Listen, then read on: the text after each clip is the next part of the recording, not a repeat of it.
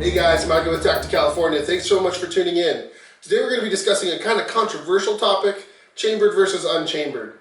And I want to start the video off by saying there is no one way to do this, whether to carry chambered, to store your firearms chambered or unchambered. There's a lot of variables that go into making this decision for yourself.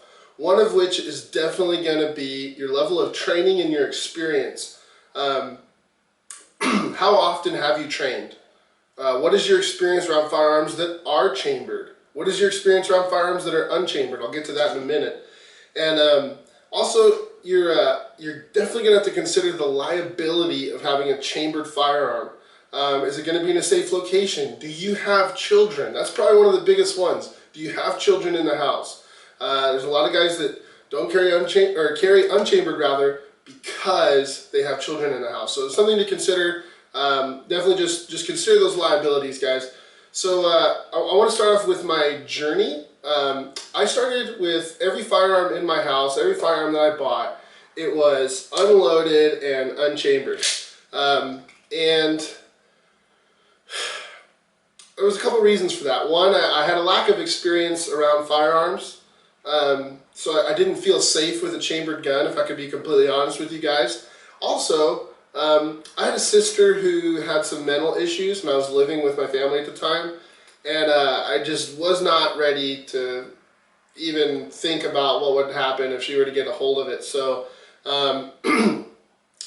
everything was unchambered, everything was unloaded, there wasn't even ammo in magazines, and everything was locked up. So fast forward now to I'm married, I live in my own place, I don't have children, and through a lot of I guess you could say research and my experience from training, guys, I've put at minimum 10,000 rounds downrange. I've put a lot of rounds downrange just in the past few years. And through those experiences and the research I did, I decided chambered was for me. I wanted to start having firearms chambered.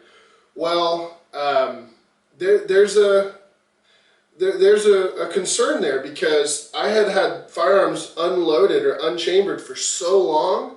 I had developed bad habits. I didn't treat every firearm as if it were loaded, which is one of the cardinal safety rules or life safety rules of firearms.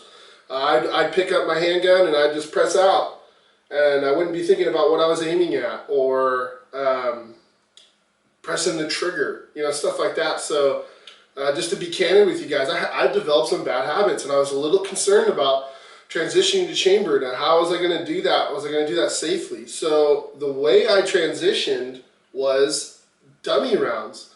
I had a loaded magazine in the gun for defense, but I would put a dummy round in the chamber. And this was kind of my happy medium of teaching myself there is one in the chamber while giving myself some grace to overcome my bad habits. So I overcame my bad habits. It took about a month or so of just constantly pressuring myself, reminding myself, hey, this is loaded, this is chambered. And I just reversed those habits, guys. I got rid of them, and now I keep my firearms chambered. This is chambered. Right now, it is loaded. I know there's some safety queens out there that might have some problems with that. It's pointed in the safe direction. I'm not putting my finger on the trigger.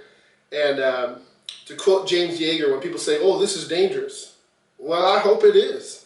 I hope it is dangerous. I didn't buy it because it was safe.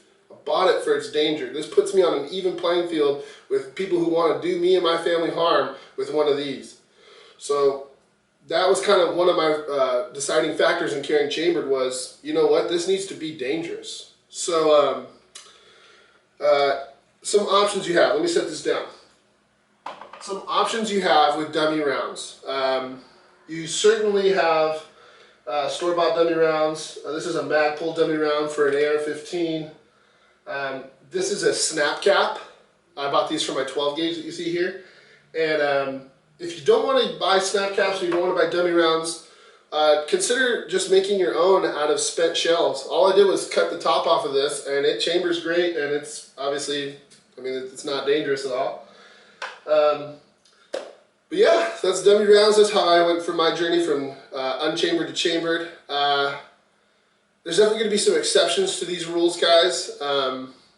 Obviously, shotgun, I know I just pointed out these dummy rounds. This is a Mossberg 590A1, and although it's considered to be by some drop safe, meaning when you drop it, it won't go off, it does not have an internal drop safe. There's no mechanism to prevent it from going off should the safety fail and you drop it and the firing pin drops forward. For that reason, I do not chamber my shotguns. And that reason alone. So there's always going to be exceptions to rules, guys. Never be absolute about this stuff. I hope this was informative. Thank you so much for watching, guys. If you liked the video, please click like down below and subscribe to the channel for more cool videos we got coming your way. I'm Mikey with TactiCalifornia. Thanks for watching.